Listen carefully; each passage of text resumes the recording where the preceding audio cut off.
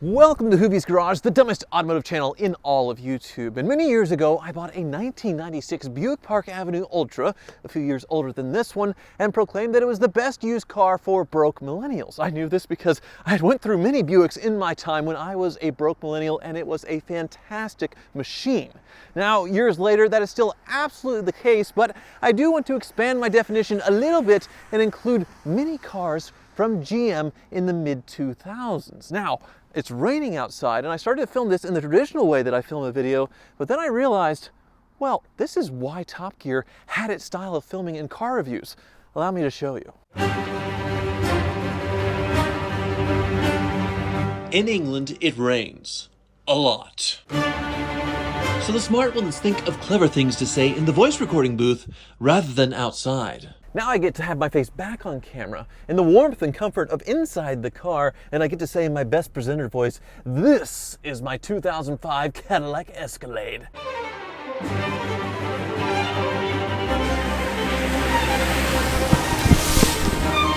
The camera crew can all be outside getting drive-bys and roller shots while I'm inside talking about how amazing of a cheap daily driver the second generation Cadillac Escalade is, which it is. I bought this for $8,500 2 years ago, and I've had very few issues. I did get a great deal. Obviously, it is a big SUV that is gas guzzling, so a lot of people would have issues with the 15 miles per gallon. So the answer to that could be another GM product from the early 2000s, and that's the Corvette.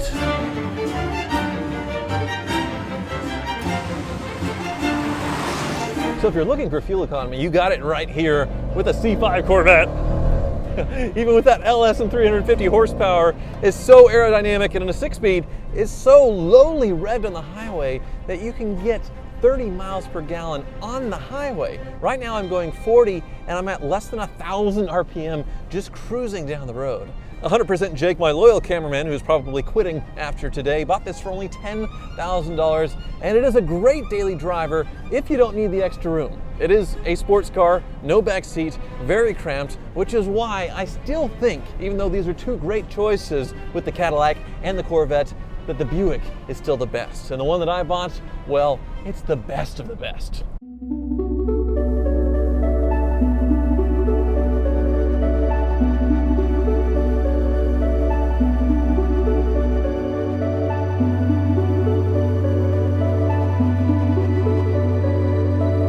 This is my latest purchase, a 2005 Buick Park Avenue Ultra, which means the supercharged 3800 V6, which I think is underrated at 240 horsepower, because when it boosts up, it has plenty of power when it's working. This one isn't, unfortunately. It is a one-owner car with only 75,000 miles. This was a little old lady car that unfortunately they kept for a while after the little old lady quit driving, and it sat, and it's developed some issues, unfortunately. But one thing that's not broken on this car is the supple ride and the extremely comfortable seats. This is the last of the old school luxury when it came to General Motors. A few years after this, they started dumbly chasing the Europeans and made sporty Buicks and sporty Cadillacs, and well, nobody wanted it, and sales have declined. If it weren't for the Escalade, Cadillac would be pretty much out of business, and Buick, well, if it weren't for China and the big enthusiasm for the Buick brand there, Buick wouldn't exist as well.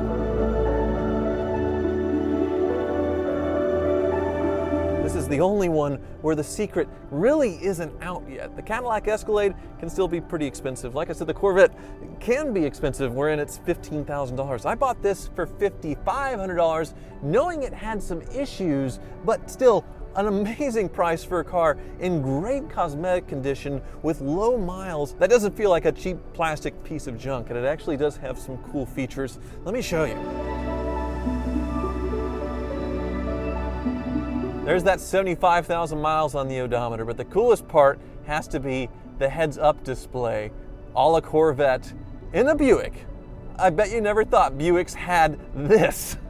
It's a serious performance machine that is a big, massive Buick, but it is actually lighter than a BMW M2. Jake, my camera guy who just quit, pointed that out to me. And then you see all the room you have for activities here in the front. Thanks to this bench seat that does fold down, into a center console armrest, but also since it's front wheel drive, the floor is really flat as well. So spacious, so nice. The seats ridiculously comfortable, automatic climate control, and a cool stereo quirk, which you can see the volume is all the way turned down at the moment. You have steering wheel controls, which isn't unusual to work the stereo, but look what happens when I push them. There is a ghost controlling the volume knob. That is GM engineering of the mid-2000s. I love it. You still have your tape deck, there's the automatic climate control, and the passenger can adjust their temperature, I think 5 or 10 degrees warmer or cooler with that knob over there, so you have dual zone as well. And this one being very unique with that heads-up display, you would think fully optioned, but mercifully, it doesn't have a sunroof, which is a common thing to break on GM products of this era. So that is a godsend, and look how darn clean it is. Parts are still plentiful and cheap on these things, so that's why we pulled up to the Car Wizard. Obviously, it needs to be sorted out quickly, and I can't imagine it costing too much, but let me give you a tour of the outside once we get inside in the warmth, because that's why I imagine Top Gear had a studio as well. Sorry.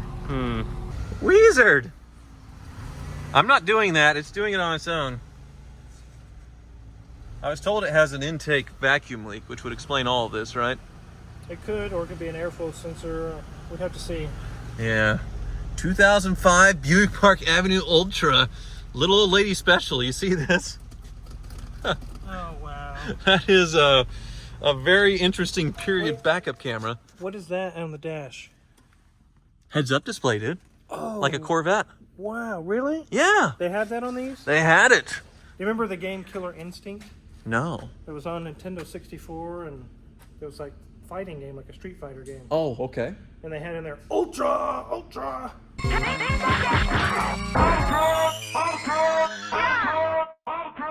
This is totally an Ultra. They do put Ultra everywhere. Yeah, Ultra! You know I have a soft spot for these cars.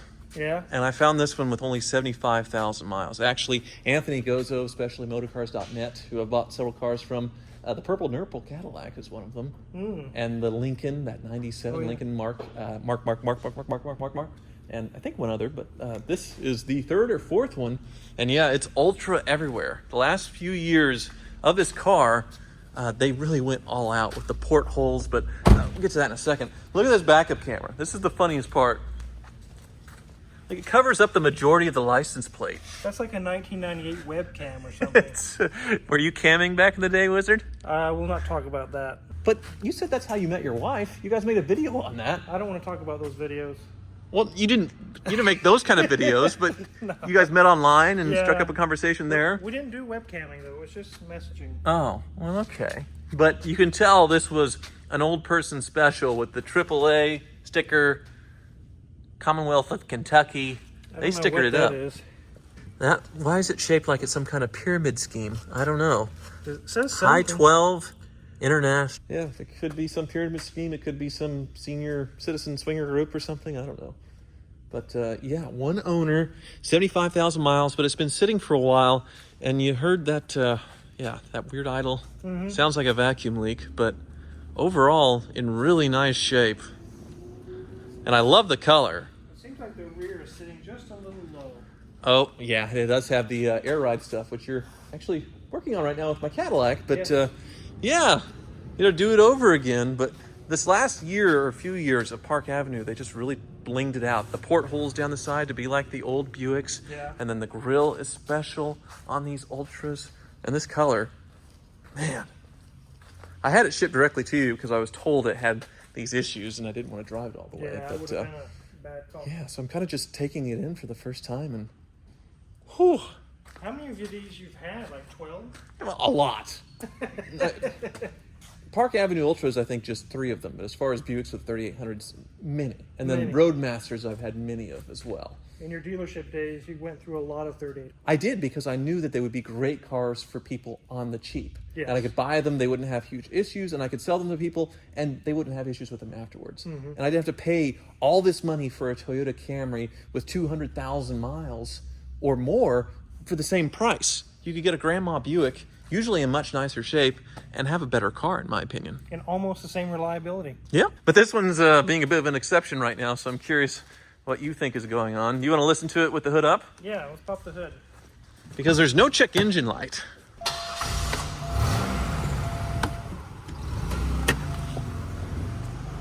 And it will randomly stall out every once in a while.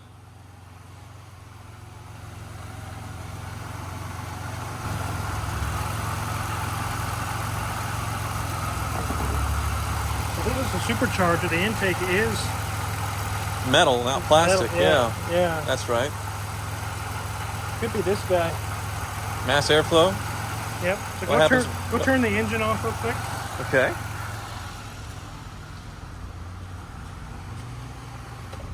It was wanting to stall right then and there. Plug it. Yeah, if you unplug it, it goes into some kind of default mode that... Yeah. Try it now. Okay. Let's start it up very easily that time. And it's not almost dying. Right. I think you have a bad mass airflow sensor. Okay. So no big deal. No. It does look like the valve cover gaskets are leaking. We should probably service the supercharger. You see how Yep. it has its own oil. Do you take it off? No. There's a drain. You just fill it up right there. Nobody ever services those. It seems like. He did tell me about what he thought was a vacuum leak, and then the valve cover gaskets were leaking, which is pretty obvious. We could definitely do a smoke test as we're diving and checking everything over just to verify there is no vacuum leak.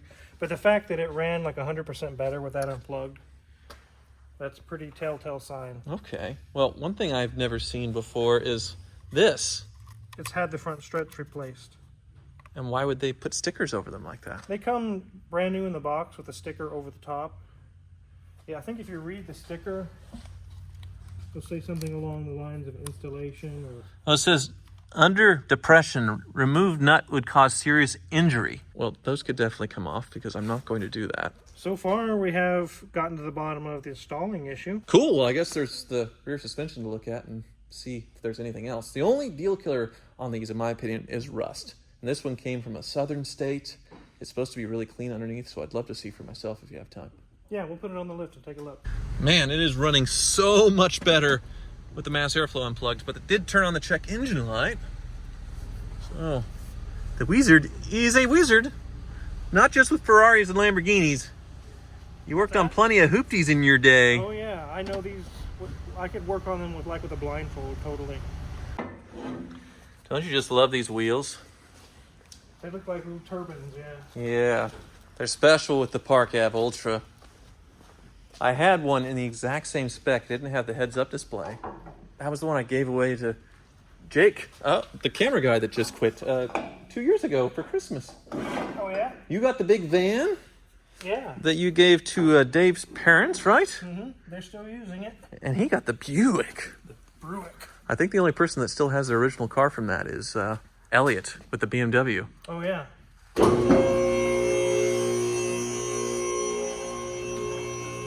Well, I'm feeling a little frisky. Let's start from the back today. I always like the back end a little better anyways. All right, well, here's a hot rod here with a dual exhaust. Yes. Dual tips. Yep. And also I'm healed up enough now with my throat and everything that you don't have to thrust me around the shop. Yeah, it's wonderful to have you back on your feet and Great. normal. So, rear air ride was an issue. What do we Look at got? the holes. Look at that. Ah, Oh my goodness. well, okay. That's why it's kind of low in the back. I've seen so many of these, like hundreds of these. They're bad. It's a very common thing. And they still sell everything OEM as far as the air shocks and the pump and things? Yeah, everything works. There's probably possibility the pump could be dead because they're blown out. You can see the holes that it pumped and pumped and pumped until... We won't know until we test it, but definitely the rear air suspension is not working. Well, it's interesting how they divide up the fuel tank across the exhaust through the middle, giving it sort of a little extra hump on one side. Yeah, it's supposed to be everything uneven on one side, isn't it? I guess that does make sense.